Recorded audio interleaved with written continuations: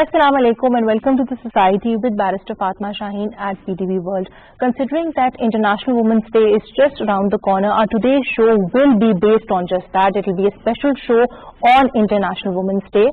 As we all know that UN Women's 2021 theme is all about highlighting the efforts of women, especially those who have played a very pivotal role in COVID-19 times and those who have helped shape an equal future for women in Pakistan, in fact, for that matter, world over. In this regard, it is very important to consider the contributions made by frontline workers, be it frontline workers in terms of health, be it frontline workers in terms of community and social work, or for that matter, women political leaders who have been responsible for setting the agenda. How have Pakistani women empowered other Pakistani women in this pandemic, and what role, if any, has the Pakistani government, Pakistani civil society and Pakistani media played in not only highlighting the contributions of women in our society, but in also mitigating the burdens that they disproportionately face because of this COVID-19. This and much more we'll be talking about in our today's show. And to do that, let me introduce you to my today's panel. My first panelist for today's show is Dr. Somia Iqtidar Sahiba, who is a frontline health worker herself, and she's also the Associate Professor of Medicine, King Edward Medical University. She's also the Secretary General of Pakistan Society of Internal Medicine, alongside being the chairperson of a Dengue Expert Advisory Group Punjab. Assalamu alaikum, Dr. Sahiba, and welcome to the show. And with her, I have with me in the studio Ms. Husna Khurshid, who is a disability rights activist. Assalamu alaikum, Sana, and welcome to the show. To get the conversation started with you, Dr. Sahiba, I think the pandemic has affected us women disproportionately as to the way it has affected our male counterparts. And I think as a woman out there, as a frontline worker, the effect is magnified because, you know, you are struggling at two ends. One end being fighting at the pandemic and the other end being at your house. So how did you manage to strike that work-life balance in this pandemic? Thank you, Fatma. I think it's a very, very important question, and thank you. All the female healthcare workers can relate to this.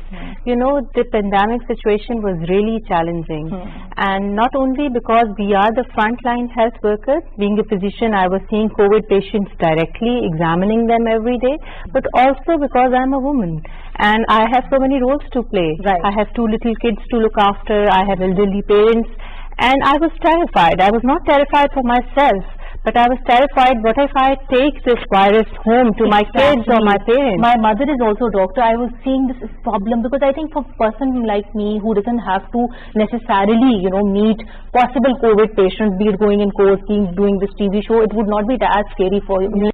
For people like you who are always potentially exposed to the virus, it's two responsibilities. One, saving yourself, two, saving your family. Yeah, so I think this was the biggest fear that I had to face. That God forbid if something happens to them because of me, because I'm the one who is treating patients and I'm the one who's exposed to the virus all day.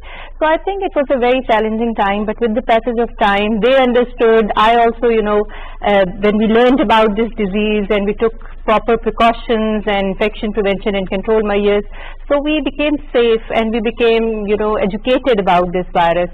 So but at the same time, Dr. Abba, I think your family must have supported you at some point. Yeah, they were. Yeah. Without the family support, women can't just juggle between two things. And you being a frontline worker with such long hours, you don't know when you're coming back home, and then catering to your family at the house as well. So I think your family has a very important role to play. They are the main support. I'm very fortunate to have a family of doctors. My husband is a doctor. My in-laws, both parents-in-laws, both are doctors. So they kind of understand what this is. And in the pandemic situation, we are bound to, you know, serve. If not us, then who? But Dr. Somia, I do know doctors personally, few of them, not females actually, males too, they left the profession when the pandemic started because they said that we are very young, we don't want to be exposed to the virus and there's too much pressure, so you know it's better to quit the profession. So I think maybe you are one of the exceptions that way. But coming to you, Sana, how did you deal with this whole work-life balance when it came to the pandemic? It was quite difficult, like she said. It's been very challenging. I think we've all had to face the obstacles and challenges in our own way.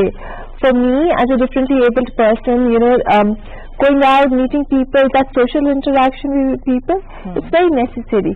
Because having spent so much time being housebound initially after my accident, so it has been a very challenging time for all of us. But I think thanks to Allah, we've been lucky. We belong from a privileged background. Exactly. We've been isolating in a house which has a garden with their own rooms.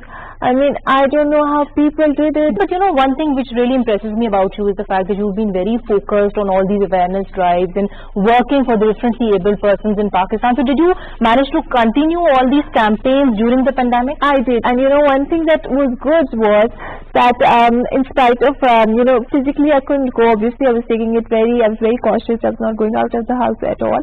So I did a lot of work virtually. And that made me realize that, you know, it's okay. I don't need to always put pressure on myself. I do not need to physically go to places. I can actually work from home as well. And I kept my accessibility campaign going strong in the pandemic too. Yeah, because I know earlier you were going to education institutions as well. So I think in a way maybe it helped people like you, but then I know people who used to go to the fields, differently able persons, they were, you know, negatively impacted by that. Dr. But I know that you've also been working, you know, on different policy issues, you're working with the government in one way or the other.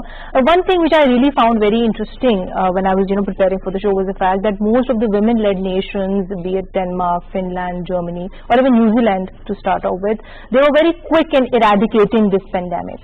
So what do you feel as a woman did they do from which the other male, you know, led nations could possibly learn from? I think women have this remarkable ability to, you know, plan things. When they have to manage their household, they plan things. When they have to go to a function, you know, they plan what to wear. So they're very good planners. And I think the planning was also, Dr. Saiba, at a very right time, because they were very quick to decide that, you know, now we have to impose a lockdown. Because in the day-to-day life, they're so used to juggling so many roles. Exactly. As a mother, as a sister, as a boss, as you know.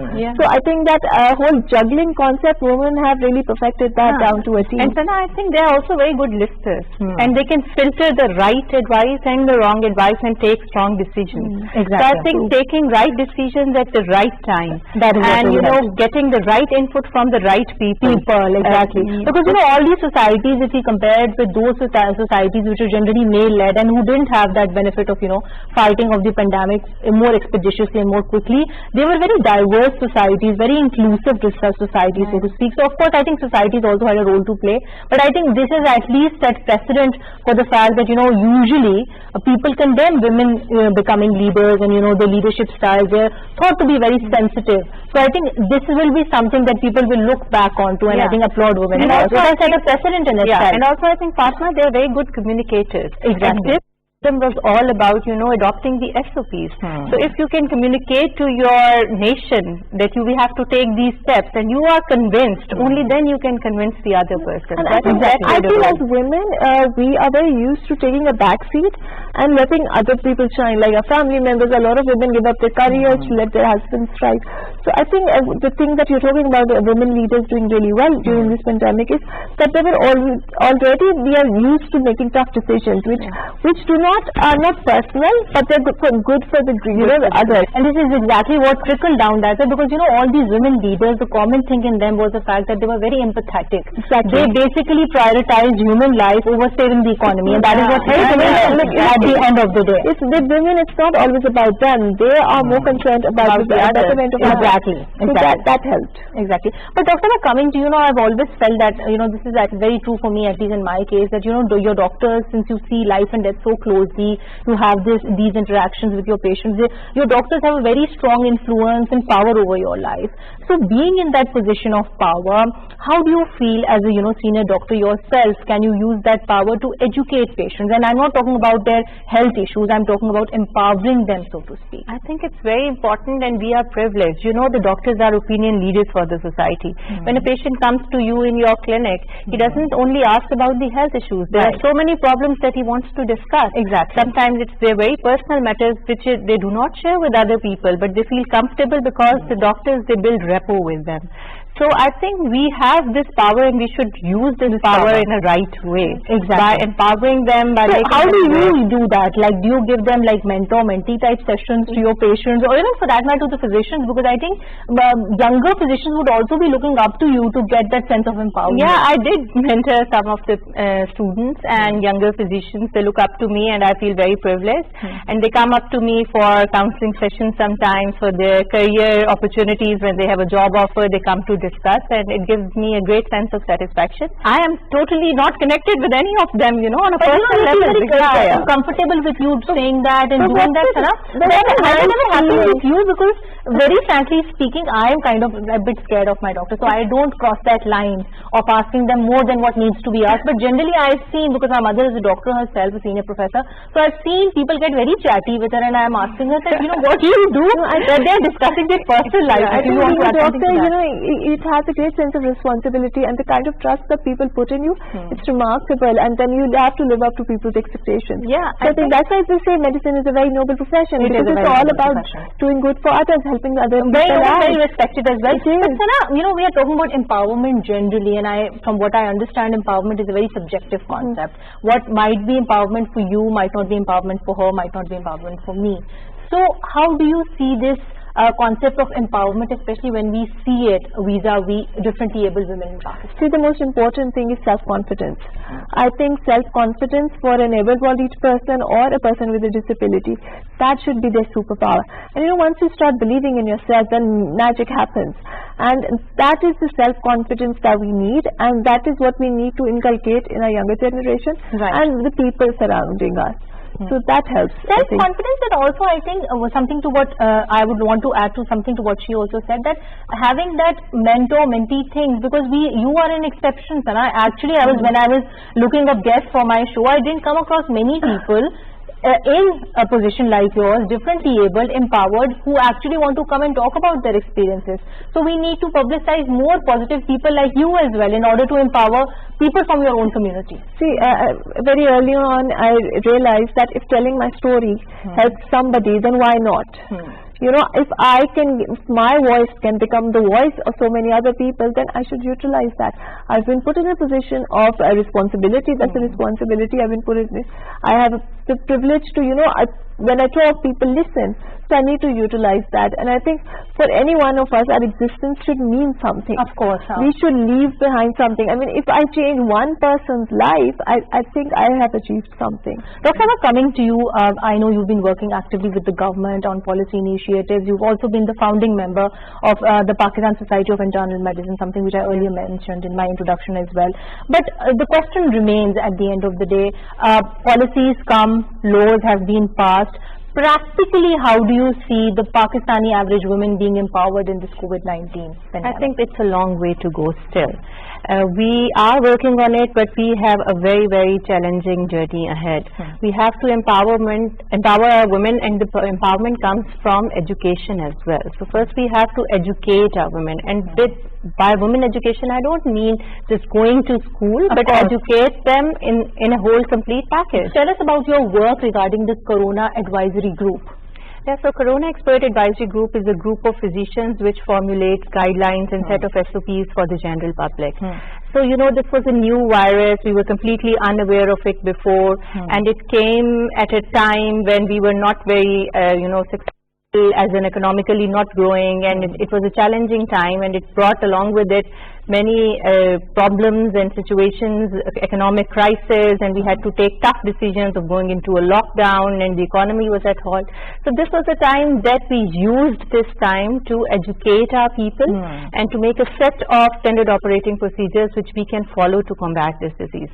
So this is what Corona Expert Advisory Group was doing, and we had to disseminate this message to the masses as well, because you know, this disease is not only a medical problem, it's a social issue as well. It's a socio-economic, and it has such glaring socio-economic effects, and it's something which will not only be now here for now, this is something that is going to continue. This is a virus sorry to cut you, without infecting us, it has affected us. Of course, we've all been affected by it. Yeah, and this virus is not only harmful for you, but you can spread it to other people. Exactly. So, you know, even though the vaccination is here, I don't know how long it will take to get to everybody in the country, and you know, how long an immunity cover would it give to you. So I think at the end of the day, we learn to live with this virus. And Fatma, we are dealing with a nation who did not believe in Corona. People were saying, is it real?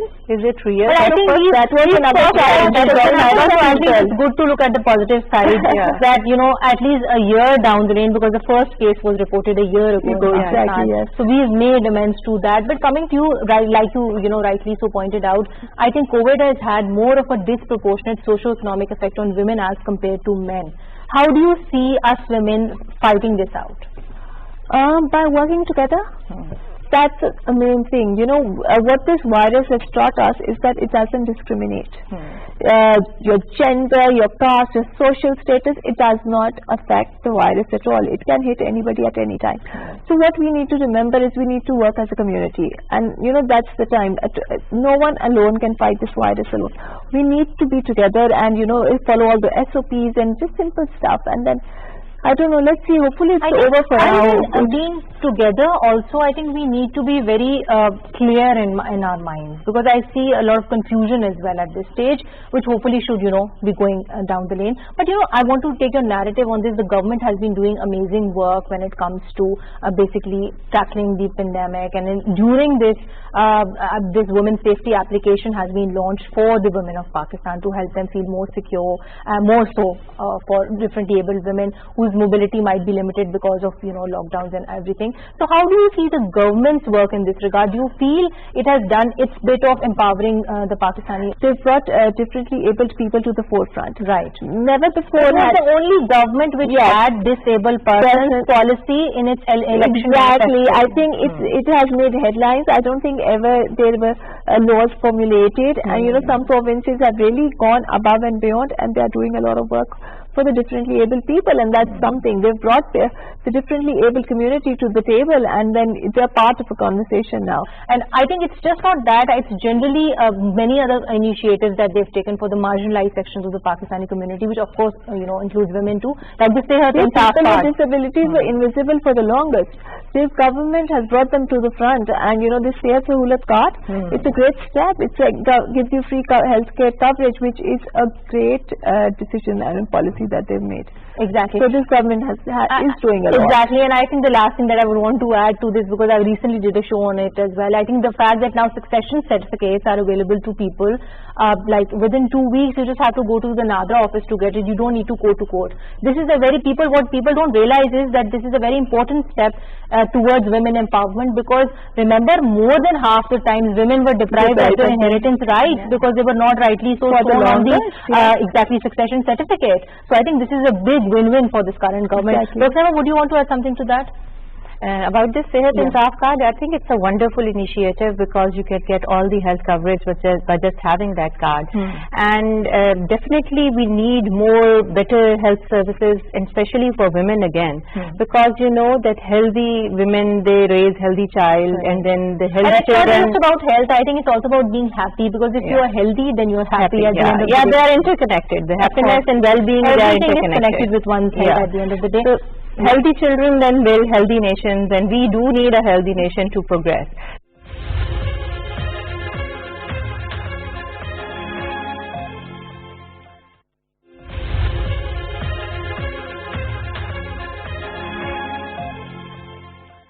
Having spoken about, you know, the work of the government in this regard, I think it's also important that a very important responsibility rests on employers, on organizations, on companies to make the culture more inclusive of women now, considering that, you know, women of course have been more disproportionately affected by this pandemic as opposed to men. So how exactly what exactly can we expect from our employers in this regard? See, Fatma, we always talk about gender equality, but I say we should talk about justice, because, you know, you cannot put squares in place of circles and circles in place of squares when they are all complete and whole set, because they have different requirements. You cannot have the same requirements for women as you have for men. They need special packages, they need maternity leave, they need daycare services, they need babysitting facilities at their workplace. After the pandemic, now that they have more responsibilities on them, sitting at home, wanting to work but not being able to go out, and also multitasking and doing, you know, looking after the household as well. So looking at a medical perspective, they are the home caregivers, and they are the caregivers at the hospital as well. So they have two roles to play, and they cannot do justice to both the roles if they are not given special packages or relaxation in timings. Did you get any such special packages? No, we didn't. So you see, I do not talk about gender equality, I talk about justice, because we have to treat the women right to get the maximum out of it. That's right. But Dr. I think people like yourself, at least the medical profession, has had some advantage compared to the other professions, because there has been a big switch to telemedicine, and a lot of women are actually practicing telemedicine now too. But do you not feel as a doctor that the scope of this telemedicine is also limited now? Not every woman who wants to do it would be able to do it. No, I think the scope of the telemedicine is very, very bright. Okay. Because this is a new innovation, not very new, but it has come in limelight for the last few months now. Because telemedicine gives you a convenience of consulting a doctor at your doorstep. So, you know, many women have this problem of going to a doctor, traveling, logistics, then she needs somebody to assist him to go over there. But Dr. My question is, and correct me if I'm wrong because you're the expert here, that maybe I can show my skin to a dermatologist online, but if I wanted to get an ultrasound done, of course I would need to go to that person in person for them to examine me and to see me. So the nature of the problem, would it not dictate whether you can actually practice telemedicine as a doctor or not? Because there's so many specializations of doctors too. See, there's so much innovation in the softwares of telemedicine now that, Fatma, you can actually do an ultrasound on the patient as well. There are probes attached to the laptop. You just have to put it and the doctor can see what is happening inside your body. But of course, it is not a replacement of a physical examination that a doctor does on a patient.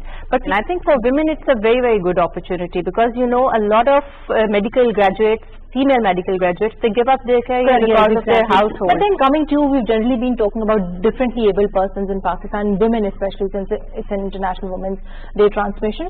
I know that you've been very privileged, you've come from a sheltered background, you didn't have to face many issues during the pandemic, but generally if you look at women out there, statistically even otherwise, women who were differently able, they were greater victims of violence, they suffered more in terms of not getting the proper rehab, not getting proper health care, and not getting the proper care. Not exactly. A lot of the differently able people, they're dependent on others for their personal care. And during the pandemic, when they had no help, it was a very big issue. So, and women were disproportionately affected by the virus as it is. Exactly. So that has been a very that has a trickle down effect, and I think it is going to remain on a differently able woman for some time to come, because I think this pandemic, one negative of the pandemic has been that it has already marginalized the more marginalized. So already marginalized people. So what do you have to say about that? How can we, now that we are wanting at least to see an end towards this pandemic, how can we help differently able women get out of it? Whatever policy is formulated, it needs to be disability inclusive. Disabled people, people with disabilities need to be a part of whatever decision people are going to take about them. But are they a part of the decision-making process? That's a very important question. They are. You know, you'd be surprised at how many people there are with different abilities and special abilities living amongst us. So you give them a chance and they'll shine through. So we need to give them a platform. Have you particularly been working, you know, with civil society or the government or the lawmakers at any point in order to, you know, give your narrative into all such laws? I've consulted a university on how to make a more inclusive, you know, education system. And yes, I do my bit. I do freelance. I act as a consultant wherever I'm needed, wherever my expertise is needed, because at the end of the day I am an expert on disability. I live with it 24/7. So yeah. But I think looking at the positive of the pandemic as it is that I think all of us, considering that we've been forced to be in isolation for such a long time now, maybe we've gotten a feel of how, you know, generally differently able people feel. So I think every cloud in that way has a silver lining. So we need to see the positives too, and I think personally this might just push us to be more empathetic towards differently able persons than maybe what we were before the pandemic. Exactly. It's not easy. And everybody got a taste of that in this pandemic. So you can realize what a person with special abilities, that's how they lead their life. They're cut off from the world. They're cut off, isolated. Exactly. I think taking the conversation forward with you, Dr. Saiba, generally I've seen that, you know, doctors might have a slight bias towards women who are able, as opposed to women they treat who are differently able. So do you agree with me on that? Yes, I think because medically these people have to be treated differently. See, every medical problem that we talk about diet, and the next thing is lifestyle changes. And we tell them to be active, we tell them to be indulged in exercise or sports. And when we are talking about some differently abled people, we need a replacement for that. I cannot tell them to, walk for 50 minutes in a week or do swimming, because they have different needs. So we need a replacement. So we do treat them differently. And also because some of the people, they are not mobile, sometimes they are bed bound or wheelchair bound, so they develop more comorbidities along with their disability. And which is why, it was there in the media as well, again and again, that elderly and people with disabilities were more prone to developing a more serious version of COVID-19. I think that's a very apt point that you have raised. Yeah, because if we talk about COVID is not only a respiratory problem. There are problems of thrombosis, that is the clots, they travel in your body, and if you are not moving and you are bed bound or wheelchair bound, there are more chances of thrombotic and embolic complications. Similarly, if you are isolated and you are depressed and you are in stress, that affects your health negatively as well. So they do have special needs, and we need to cater them. We need to make, I think, the health system more inclusive of these needs, and I think COVID-19 has taught us to do that. Has it? Yes. I hope it has made people realize that people with disabilities, they are at a greater risk than everybody else. And a person like me with a spinal cord injury, which is at a higher level, I have a compromised respiratory system. That's why I'm waiting for the government to announce a disability inclusive vaccine program. As of now, because I think maybe we are more vulnerable than the over 65s who are healthy. Exactly. So that needs to be a part of the conversation. I don't know why there is. That is very rightly put, because there are a lot of disabled people out there. They are disabled because their immunity is compromised. Exactly. You don't fall in that category, strictly speaking, Sana, but I do. I get pneumonia twice a year. And I got pneumonia last November as well, because of the fact that I was not active, I was not going out, I was not sitting in my chair for long hours. So, it has a really bad adverse effect on the health of people with disabilities. Exactly, Sana. But coming back to you, Dr. Sahiba, I think one thing that has come up in this whole discussion, and even otherwise again and again, is the fact that, a lot of doctors have said that while they've been treating COVID-19 patients, men and women, they have inevitably been forced to ignore the ones who have had other general conditions, because the whole focus of the health system was to cater to the COVID patients first. So, as a doctor, how did you, try to balance out both? Because you can't just ignore one person because they don't have COVID-19. Their human life is as important as somebody who has contracted the virus. Yeah, Fatma, see, medical emergencies never stop. So the emergency services are available 24/7. Obviously, the elective surgeries or the patients who have minor ailments, they did not prefer to come to the hospital themselves and got treated via local, or they didn't come to the bigger hospitals because of the fear of catching the infection. So we did miss out on a lot of patients, but at the same time, as I told you, the telemedicine came as a very one-stop solution. The institute in which I work, which is King Edward Medical University, we have set up a whole telemedicine OPD, which contains telemedicine psychiatry, telemedicine dermatology, pediatric section, medicine section, and other consultations as well. So this is also one opportunity. So we upgraded our medical, practice in the form of providing an OPD in the form of a tele-OPD services. But Doctor, this is just KE that you're talking about. I'm talking about exactly. the entire Pakistan. Because I have had these conversations with doctors who say that, the healthcare system is so flooded that we can't actually look after diabetics. We can't look after people who come in with heart attacks, because the whole influx of the system is looking after the COVID-19 patients. You want to add something to that? But the people who consult doctors through telemedicine, not everybody can do that. That's a very small section of the society. Women are more disadvantaged, because not every woman has access to the internet. Exactly. They have access to technology. It is very important for doctors like you, females especially, to be more sane that way, because like I earlier said, I know quite a few doctors who actually end up there are many who resign. Exactly, and females more, because they said that the mental health burnout was too much in this regard. Okay, talking about patient education, patient awareness, I know you've been spearheading many social media campaigns in this regard, and you've been running these social media groups, Facebook groups to be more specific. How educated do you find the average Pakistani woman to be about general health issues in Pakistan? I think they are not educated at all, and we need to put in a lot of effort. talking about women who are in rural areas, or are you talking about that woman who is here sitting in an urban city? Both. I will just quote one example, Fatma, that if a family comes to me in my clinic and the patient is the husband and his wife says, the doctor, I also have this issue. She's just like that. She's always fatigued. He would never bother to get his wife checked if she is complaining of something. The attitude of the many of the female patients that come to me, they have this problem of lethargy and weakness and fatigue all the time, and they come out to be anemic. So if your hemoglobin level is low and you never got it checked, how will you know if their poor concentration ability or their fatigue is attributed to some health problem? Similarly, sometimes they are vitamin D deficient. Sometimes they have underlying health issues, but they never got themselves tested. Exactly. So we they don't have that awareness, which is why we need doctors like you to actually be, spearheading all these awareness drives. But since you pointed this out yourself, I want to, extend that point there too. That talking about education, you say that family members usually have a very dismissive attitude, and more so I would want to believe in the rural areas of Pakistan. So are you running any campaigns, the purpose of which is to educate the family members who actually become impediments for these women who want to, exercise their right to have access to health care? Yes, I try my best, Fatma, and that's why I make a lot of YouTube videos for them, education material for them, because this is an era of preventive medicine. So we need to educate about the health to people.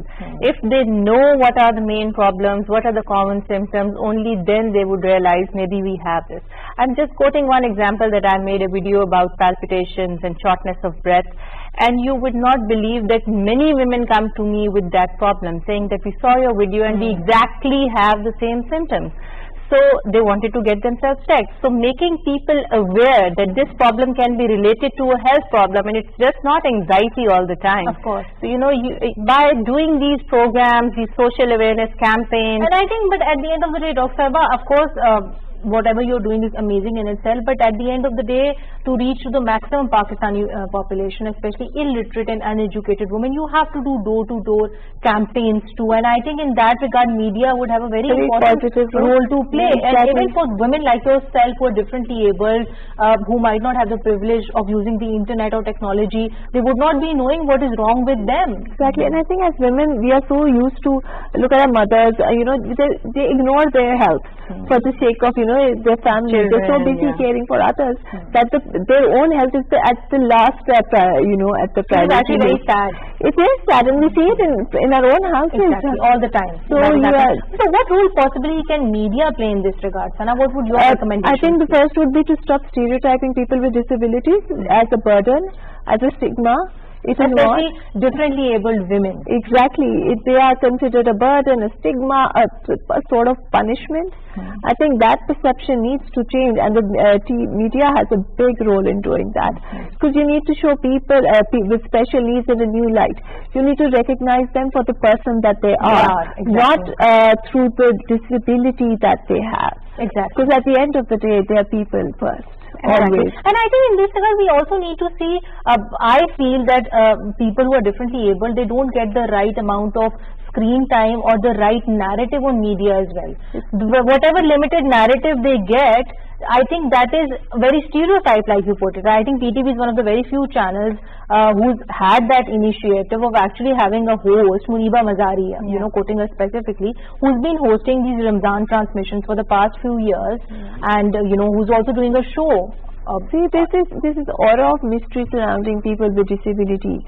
Because I think there are no facilities, so they're not seen publicly as they should be. So they remain invisible, unknown, it's all a mystery. So what I think it works both ways. People with different abilities needs to go out more, show their face in the world, show how they are like anybody else. But for that, the state needs to facilitate them. The state needs to facilitate. See, it's a simple thing as if access is denied to them. how can they go on living their life? Exactly, and I think in this regard you've been doing some great work too that I'll come to as well. Access to the right opportunities, work of the state, and I think work of doctors like yourself, all of them can be linked together by having possible, conducive kind of collaborations. This is something which has come up from the government quarters again and again as well.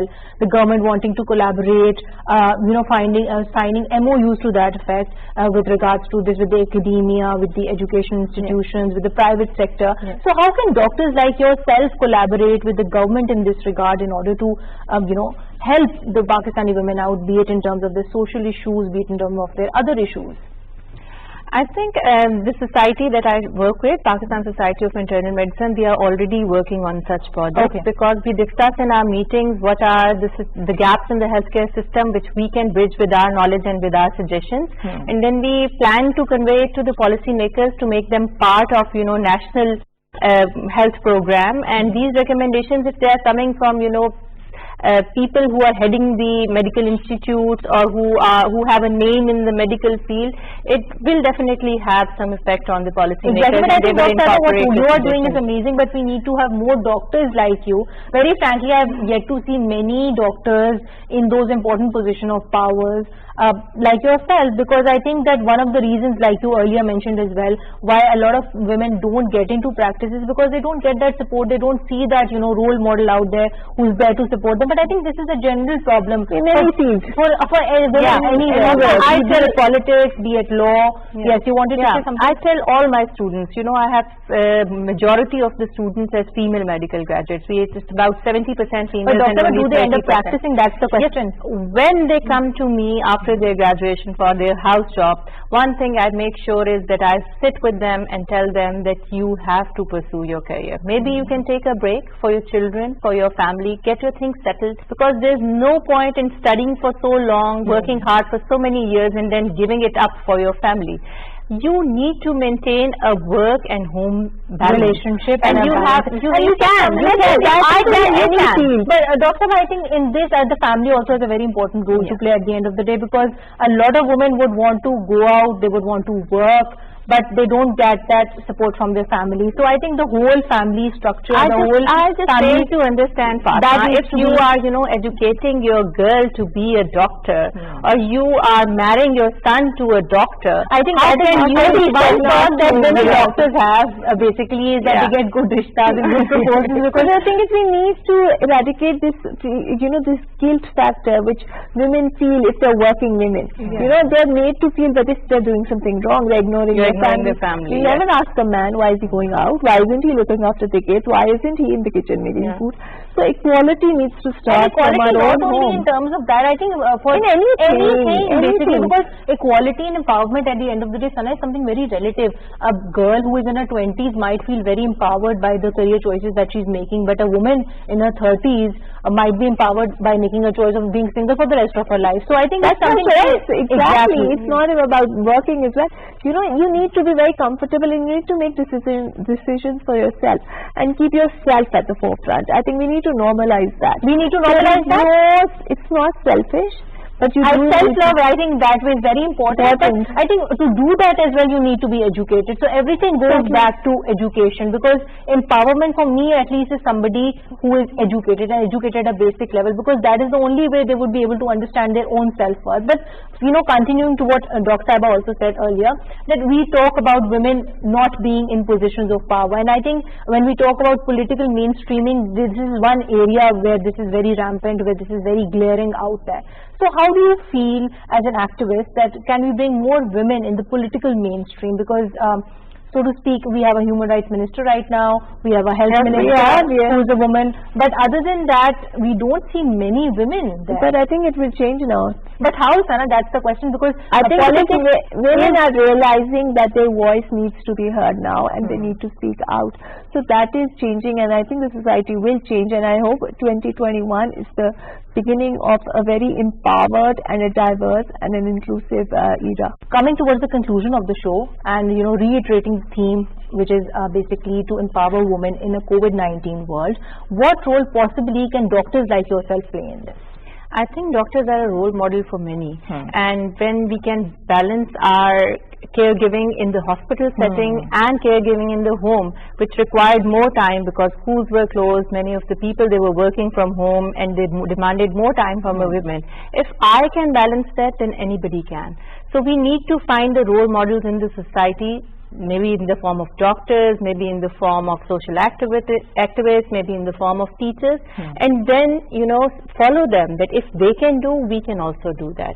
So this is very important that we highlight the achievements of women, and publicize them so that younger generation can look up to them and see them.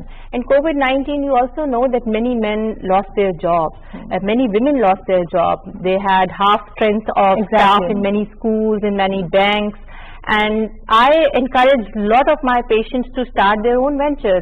Someone started a catering business, someone started an online business, and then they are more empowered. And now I think the key is to just keep going, let the show run at the end of the day, and just not sit at home. So coming to you, Sana, what would your concluding comment be with regards to the message that you would want to give to differently abled women in Pakistan?